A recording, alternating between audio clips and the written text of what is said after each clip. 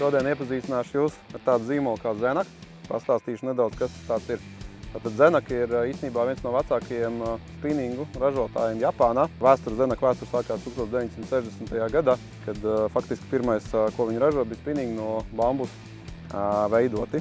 Pēc tam jau, protams, tā tehnoloģija attīstījās, sāk tikt ražoti stikla šķiedras kāti. Un pēc 90. gadu, kad jau ogles šķiedras kāti bija savā ziņā ļoti populāri, tad Zenak pārgāja uz šo materiālu un kopš tā laika piedāvā dažādas interesantas spinningus. Pamatā Zenaka specialitāte ir jūras tēmai domātie spinningi, tātad lielas zivis, trofejas zivis, cope jūrā, cope okeānā, no laivām, no krasta. Bet šī zīmola klāstā ir ļoti daudz un dažādi spinningi, kas ir noderīgi mūsu zivīm, mūsu apstākļos, ko ķert. Nu, lūk, vēl kas ir ļoti zīmīgs, ko var atzīmēt, ir tas, ka Zenak joprojām savus spinningus ražo rokām.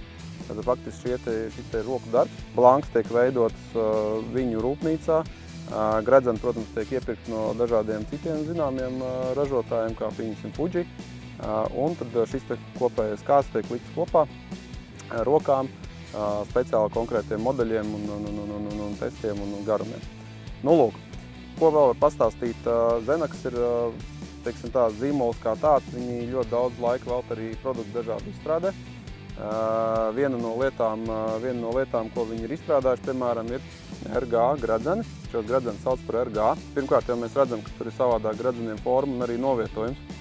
Tātad doma Zenakam ir šāda, kad viens no pirmajām pītājām auklām, kas arī tika radīts Japānā, to radīja Zenaks sadarbībā ar citiem ražotājiem.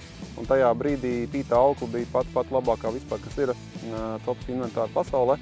Nu, lūk, un tad, kad viņi sāk izmantot tā laika kātiem, tika, teiksim tā, copmeņi saprata to, ka kaut ko bišķiņu vajadzētu mainīt, lai novērst dažādas problēmas, kas veidojas pīto auklu vējainā laikā, piemēram, vai lai sasniegtu maksimāli tālu metienu.